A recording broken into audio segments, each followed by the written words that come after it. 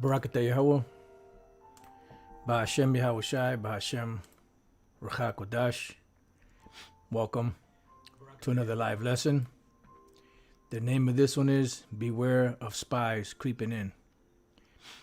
And pretty much, from time to time, the Spirit jumps on us to mention, these things that the scriptures warn us about in dealing with spies, and especially in these times, brothers, we all have to be careful of who we let into our circle, who we entertain, who we deal with, who we talk to, and especially when you're out at the camps, out in the open, and, beware of individuals that are acting like men of the Lord, but they're really none but demons in disguise, spies, men crept in unawares, and the closer we get to the end, the more detrimental it's going to be, because you're going to have people coming out of the woodworks trying to disrupt the work of the Lord, Yahweh Bashim Yahweh Shai. But as the scriptures say, if this counsel be of men, it'll come to naught. But if it be of the Most High, you cannot overthrow it. So this message is more so for the camp leaders, heads, men under them, brothers in certain positions that are in leadership positions, that are able to make decisions as to who can cross into the camp, so on and so forth. And as of right now, no new members can join. You had a couple of brothers here and there that actually came into the fold after that order was given.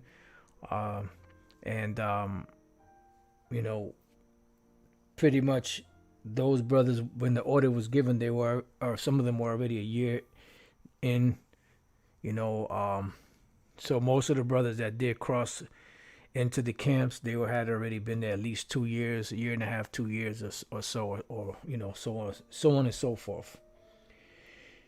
So even, and even at that, you have to beware, because you still have spies, DTs, feds, CIA, whatever agency they come under, they're going to infiltrate any group of Israelites, Jake, whether you're a so-called Black Power movement, so-called Latino Power movement, so-called Native American Indian Power movement, the Israelites, which are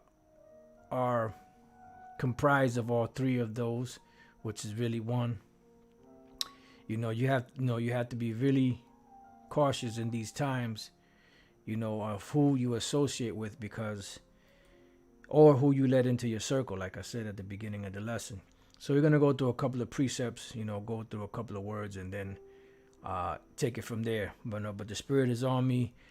From earlier, after I did the lesson, I was watching some videos and stuff, and I've been wanting to do this lesson. I didn't have this particular title, but I've been wanting to do this lesson for a few days, maybe a week now or so. But the Spirit never really jumped on me. So when a bunch of precepts started popping in my head, and I just wrote a few of them down, and I went to others and just make sure I got some precepts to go with the lesson. And Lord's will, it'll be an edifying lesson. It's an exhortation, but it's more so of a warning, to you brothers out there, that are in these leadership positions, to watch your surroundings. Remember the scripture say, be ye circumspect. All right, so the first scripture we're going to go to, obviously, is Galatians 2:4, and that because of false brethren, and that's what they are, these spies are nothing more than false brethren. And because of false brethren unawares brought in the book of Jude, it calls them men crept in unawares. It says, and that because of false brethren unawares brought in, who came in privately. So they came in privately, meaning they didn't come in the right way. They came in some indirect way. They came in feignedly. They didn't come in truthfully. They came in with ulterior motives.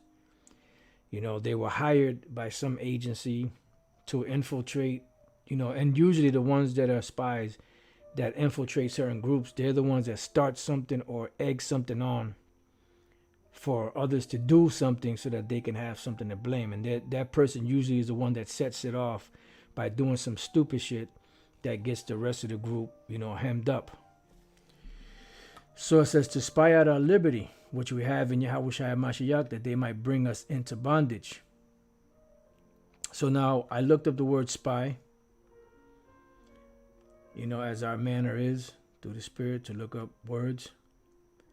Spy or spy out. And the word for spy out is kataskopeo, which should bring to mind the word scopeo, meaning to keep an eye out for. So kataskopeo says to inspect, view closely, in order to spy out and plot against.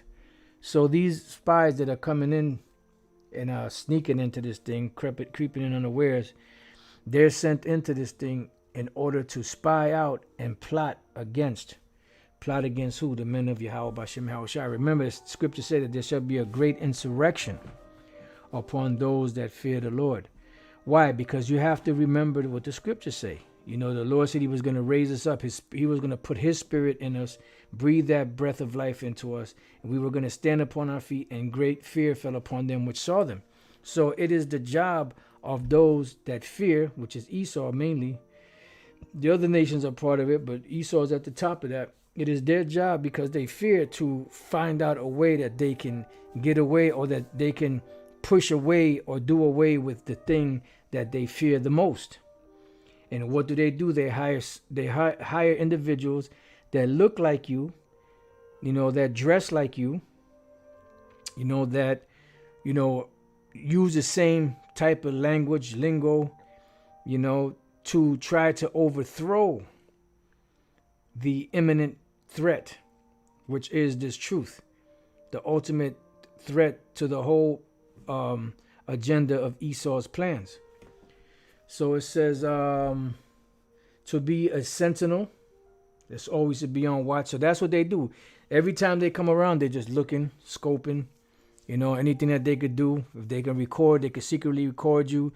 They're trying to get anything that they can to overthrow the group. But what they don't understand is whatever we speak in the streets, on the videos, that's what we talk about. They're trying to find something. They're not going to find anything unless somebody plants something, because all we do is go out there and teach the word. And what you see us doing on video, that's what we do off video. Of course, you know, brothers get together, talk shit, drink, you know, in whatever the case is, you know. But for the most part, our conversation is spiritual, you know. So they're not going to find anything, but this is what they do. So a sentinel is constantly watching. An example, to inspect insidiously. Now, I had just looked up this word insidiously, which means pretty much somebody that was hired to do this. Insidiously, or in a gradual way. Salaka, there were two words. There's another one where it speaks about insidiously, and then there's another word that they use. But this one is in a gradual, subtle, but with harmful effects, which means what? Gradually. You know, so what they're doing is when they spy out, they gradually do it. You watch those spy movies. You watch Donnie Brasco's, something that Jake, you know, from the ghetto or the barrio can relate to. You know, the guy, you know, he comes into the bar or he goes around you, and all of a sudden it's like, you know, he has ulterior motives, but he know he can't just straight up approach you. So what he does, he learns your mannerisms. He learns your conversations. He learns your likes, you know, your pet peeves and things of that nature. You know, and then something might happen, or something might spark a conversation, or he may say something that might catch your interest, and you might talk to him, and then all of a sudden you're engaging with this individual, and all the while he's trapping you subtly into his web and spinning you into his web so that he can get whatever he got to get out of you. And this is how a spy operates. They're very secretive. They're very, you know, they're careful. I've watched there was a documentary of this one individual that was an actual spy. I'm not sure if I believe it was for the feds. And whenever he would go to different hoods, if you go to New York, you have to have a certain type of lingo. If you go to Chicago, you have to have a certain type of lingo. If you use Chicago lingo in New York, that could get you killed. If you use New York lingo in Chicago, that can get you killed in those circles. So he had to be very calculative. He had to be very careful in his choice of words and his movements. So a spy is constantly, working, around and and just trying to gather information. All right, to spy out. So insidiously means like in a gradual manner, which is Esau's tactic through with something called gradualism. All right, so let's go back and read this again. It says, and that because of false brethren unawares brought in, who came in privately to spy out our liberty, which we have in Yahushai, that they might bring us into bondage. Because the ultimate goal is what? For all to go up under the rule of Esau in this so-called New World Order. Just like back then, they were trying to bring everybody into bondage underneath the high priest and the chief priest and all them different individuals, and ultimately underneath the Roman Empire. That's the same thing they're doing now, but they're trying to get everybody in league or in bondage or as a slave under Esau's agenda. So from there, we're going to go to Sirach, the 11th chapter and the 29th verse. And we're going to have to go back over this a couple of times in this particular verse because this particular verse is very heavy. Ecclesiastes 11:29, bring not every man into thine house. See, because that's the problem with Jake. The problem with Jake is that they're too trustworthy. No, they're too trustworthy and they accept every and anybody. The scriptures say, bring not every man into thine house. Cats got to be vetted. They have to be tested and proven. The scriptures say, when you get a friend, you got to prove that friend. You got to see if that friend is really a friend.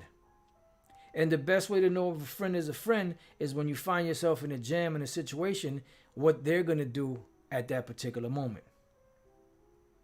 Are they going to drop everything that they have, regardless if it was important plans or not, to help you out? Or are they just going to skedaddle and break out on you? Many other things. That's just one example. There's many other things of a friend. So bring not every man into thine house. And even when you go out and you speak on the streets, there's certain exceptions. There's certain brothers that have through the spirit have a higher caliber of spirit that they understand and they fit in. But for the most part, the brothers that's out there that's in head, in the head positions, you don't just you just let a brother into the camp a week ago or a month ago, and you're just bringing him in and just showing them how everybody does. That's not a good look. But like I said, there are certain examples or certain times where there's an exception to the rules. There's always an exception to the rules. There's always an individual that exceeds that so-called young brother, position, so to speak, for lack of better words. So bring not every man into thine house, for the deceitful man hath many trains. So now what we're going to do is we're going to just dealing with the first part of that. Let's go to 1 Timothy chapter 5 and verse 20. Them that sin rebuke before all, that others also may fear. And that's the reason for rebuke and reproof, is so that if someone is going off, you correct them, so in the hopes that that brother will catch themselves from that wrong way that they're going, and then others that see it, they would fear also, because they don't want to fall into that same rut, so to speak. They don't want to fall into that same trap. It says, I charge thee therefore before the Most High and the Lord Yahushai and the elect angels, that thou observe these things without preferring one before another, doing nothing by partiality. But this is the point. Lay hands suddenly on no man, neither be partaker of other men's sins, keep thyself pure. So we're going to look up this word suddenly. Lay hands suddenly on no man. What does that mean? Does that mean if a brother piss you off, don't backhand him? Psh, but you shouldn't be doing that anyway. Does that mean, don't give a brother a knuckle sandwich? Well, you shouldn't be doing that anyway. Is this talking about laying hands on somebody that's fighting wise? No. It means don't be too quick to put somebody into a position, of responsibility in this truth until that person has proved themselves. Remember when the Apostle Paul came around, he was mighty, but they didn't trust him right away. They were looking at him sideways. It took a while, and he had to prove himself after a while for them to really accept him in. All right, so we look up the word suddenly. And the word there is takeose. If I know I butchered that. Quickly, shortly, see? Let's see, speedily, rapidly, hastily. So don't be too hasty to put somebody in a position just because you need somebody to fill a position. Because that's what an individual that used to be the head of Connecticut back, before Elder Apostle Tahar and the apostles were coming up here, there was an individual. I'm call him by his Hebrew name. His name was Shemariah, and this guy really wasn't a leader. He was, I'll leave it at that, but he was too hasty to put brothers in positions that they had no clue of what the hell they were doing, or even, had the capability of taking care of that office. He just wanted to put somebody in there so he didn't have to do it. So what did he do? He laid hands suddenly on men to do these things. This also applies to, not being too hasty to anyone that comes in. You just accept them to the camp. Because you got to be careful. So lay hands suddenly on no man, neither be partakers of other men's sins. Keep thyself pure. Now let's go back to Ecclesiasticus 12 and 11 and 29. Bring not every man into thine house, for the deceitful man hath many trains. What does it mean that a deceitful man hath many trains? Meaning many thoughts. Their heart is deep. And their mind is always constantly working on situations to, if you have if you question them, if you corner them, they always got an out. It's always an out. Let's see, brothers are putting up some precepts. Whoa, man. You brothers are bad, man. Through the spirit, of course. All right. Damn, man, you brothers are too much, man. All right, I'm going to start here with KDC, West Toronto. Oh, man, let me see if I can find it over here. Right here. Ephesians 6:17, whoso feareth the Lord shall direct his friendship aright. See? For as he is, so shall his neighbor be also. So that's how you're supposed to be. Whatever character you have, that's the character that your friend should have. All right, let's see. The brother Gabar Yahawada. Ecclesiastes 19:4. He that is hasty to give credit is light-minded. See? Put somebody in a position too quickly. And he that sinneth shall offend against his own soul. But the point is, he that is hasty to give credit is light-minded. Here, Israel. Ecclesiasticus 9:7. Look not round about thee in the streets of the city, neither wander thou in the solitary places thereof. It says, verse 14. As near as thou canst, guess at thy neighbor and consult with the wise. Yeah, this brother's got the old English, so it's kind of hard to read. Okay, so let me see. Let me go back. The Ecclesiastes 6 and 7. If thou wouldest get a friend, prove him first, and be not hasty to credit him. Yeah. So you can't be too hasty in this thing. Because that rests in the bosom of fools. Beautiful. Ecclesiasticus 31:15, judge of thy neighbor by thyself and be discreet in every point. Because we're coming into this truth to what? To be circumspect, to show, or to what's the word I'm looking for? To show discretion. I mean, there was another word, but that's all right. To show discretion. Oh, this is beautiful right here. GMS a month. 1 Thessalonians 5:12. And we beseech you, brethren, to know them which labor among you and are over you in the Lord and admonish you. Yeah, you don't want to labor with somebody that you know is going to leave you. You know, you and going through hard times, they're just going to be like, oh man, F you.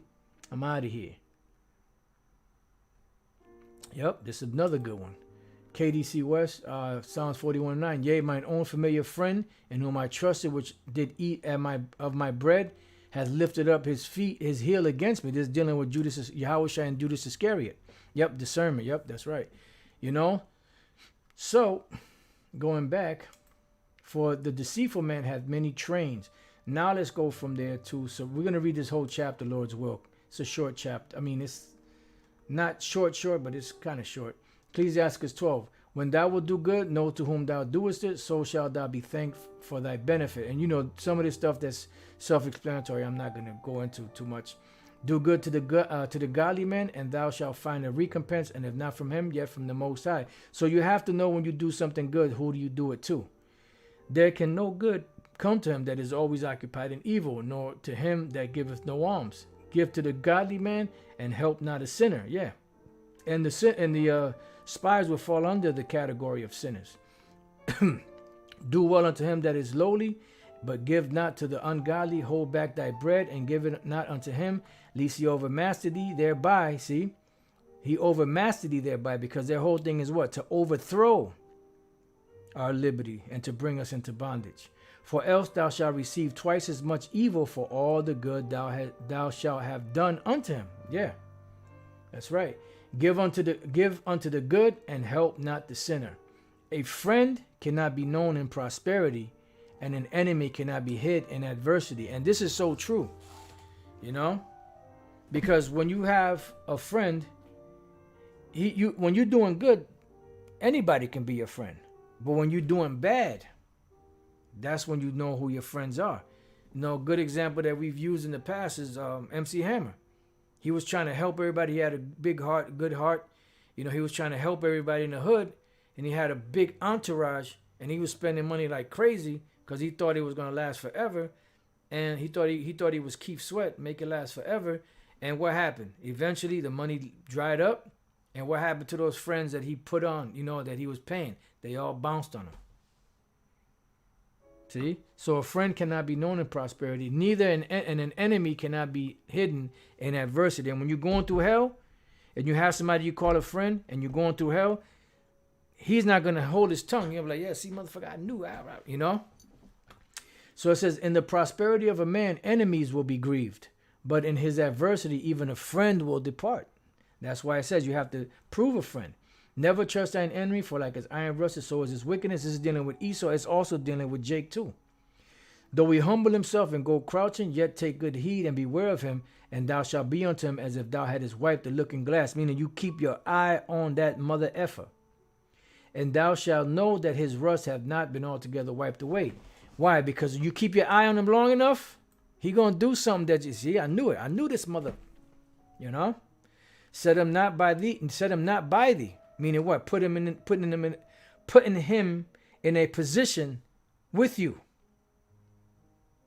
When he hath, it says, set him not by thee, lest when he hath overthrown thee, he stand up in thy place. See? Neither let him sit, because like what happened with the situation with what was it? Malcolm X. I believe, if I'm not mistaken, I believe that was Farrakhan that set him up. And what happened? He came in his stead. I don't know if that was Jesse Jackson that was with Martin Luther King. And when Martin Luther King got killed, you know, Jesse kind of slid up in there like my man Honest Abe Honeycutt from the movie Bamboozled. Set him not by thee, lest when he overthrow thee, he stand in thy place. Neither let him sit at thy right hand, lest he seek to take thy seat. And thou at the last remember my words and be pricked. They would say, damn, man, I knew better than this, man. They told me not to, you know. They told me not to trust this mother, you know. But a lot of times, yep, and that's a good one too. But a lot of times, Jake don't listen till it's too late. Oh yeah, it was Messy Jesse Jack. All right, cool. The brother Gabar Adama put a good one. Luke 21:16, and you shall be betrayed both by parents and brethren and kinsfolk and friends, and some of you shall they cause to be put to death. Now that happened back then, and it's going to happen again. All right, wow, man, you brothers are too much. Zakar Abun, Sirach 19:26, there is a wicked man that hangeth down his head, sadly, but inwardly he is full of deceit.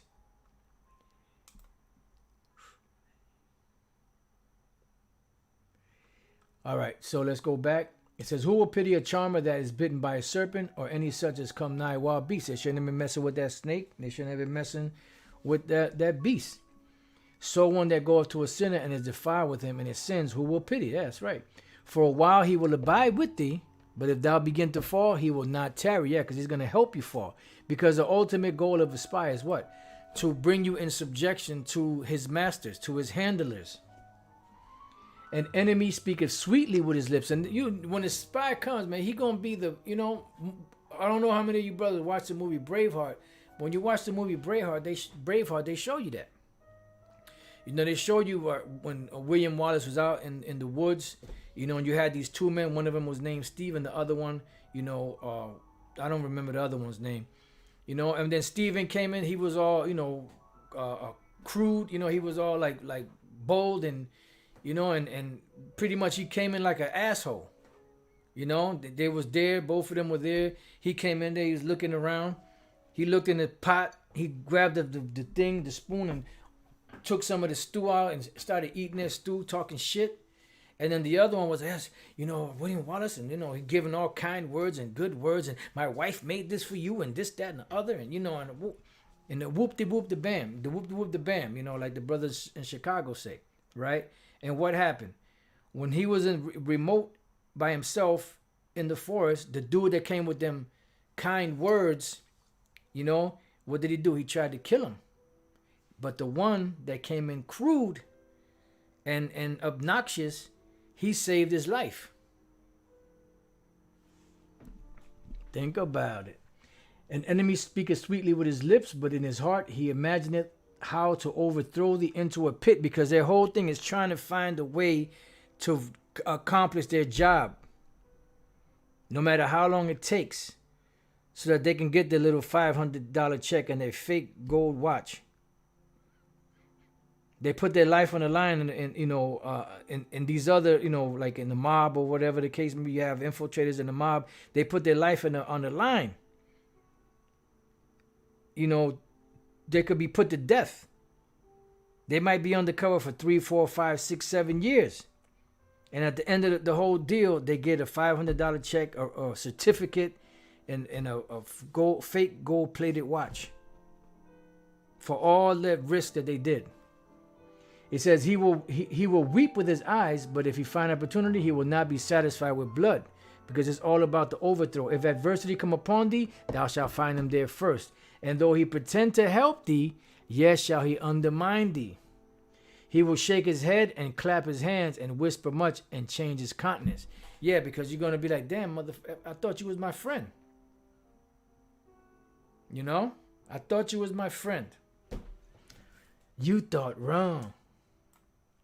So going back to Ecclesiastes 11, now let's go to 30. Like as a partridge taken and kept in a cage, so is the heart of the proud. And like as a spy, watcheth he for thy fall. Because at the end of the day, that is the job of the spy, to watch the fall of the ones that they're trying to get to. Reading on, it says, for he lieth in wait and turneth good into evil. So here it is. This truth is about good, and they're trying to turn it into evil. Like they had a movie that was supposed to come out called Asher. And in that movie Asher, it was about one that infiltrated the Israelites, to overthrow them, to label them as terrorists or something along those lines, which the movie never came out. For he lieth in wait and turneth good into evil, and in things worthy praise will lay blame upon thee. And that's what they're doing. They're trying to lay blame upon the Israelites. That's why you have your devils like Vocab Malone, trying to equate everything, every situation with a Jake out there with the Israelites. They got, Judas and the Black Messiah. Yep, that's right. That's a good one too. You had that movie back in the days. What was the name of that movie? With Kadeem Hardison. He played Judge. Was that damn, what was the name of that movie? Kadeem Hardison played Judge. The name of his was Judge, and he infiltrated the Black Panther, the movie Black Panthers. Yeah, Panther there. So they show you time and time again. Of a spark of fire, a heap of coals is kindled, and a sinful man layeth wait for blood. And that's what they were laying wait for, blood. Take heed of a mischievous man, for he worketh wickedness, lest he bring upon thee a perpetual blot. Receive a stranger into thine house, and he will disturb thee and turn thee out of thine own. So don't be too hasty to bring in any individuals into the fold. Let everything be done decently and in order, and let the Spirit guide, the men of the Lord into the truth. If you're a man of the Lord, if you're one of the elect, you're gonna be saved. You're gonna do what you got to do, And in the meantime, and in between time, if you do go out to see the brothers at the camp, and you are sincere, do your own thing, do your lessons. If you ready to go out in the streets, go out there and do your street ministry. And after you do your street ministry, whatever day it is, if you want to come and see the brothers, you go see them. And eventually, if the Spirit wills and the Lord wants you in the truth, you're going to come into one of the camps. But at this time right now, it's the closer we get, the more those doors are shutting. To where it's going to come a point that individuals that was lollygagging or tarrying around, they're going to have to go out there and do their own thing. So this is a tribute to Caesar, Luke 20:19. And the chief priests and the scribes the same hour sought to lay hands on him. And they feared the people, for they perceived that he had spoken this parable against them. So they were trying to find the Lord, trying to find whatever way they could trap Yahushua in his word, so they can accuse him to the Romans, so that the Romans could put him to death. So it says, and they watched him. And that reminds me of that council, because they were trying to, the council at the house of David, because they were trying to find anything to accuse us of. Because their whole thing wasn't about truth. It was about getting rid of the men that they felt were a problem. Especially dealing with Elder Apostle Tahar. Because he was the main thorn in their side, because they couldn't do what they wanted to do, because Apostle Tahar would stand them to the face. And go into the scriptures and say, look, man, this is you supposed to be doing this. You doing that. You supposed to be doing this. So they would talk when they get together and say, we've got to find out how we can get rid of this man. Well, that's what they were doing to Yahushua. It says, and they watched him. So this is what a spy does. They watched him and sent forth spies, which should feign themselves just men. They're not going to send a dude in there and look, I'm a spy, so I just want to know what y'all about.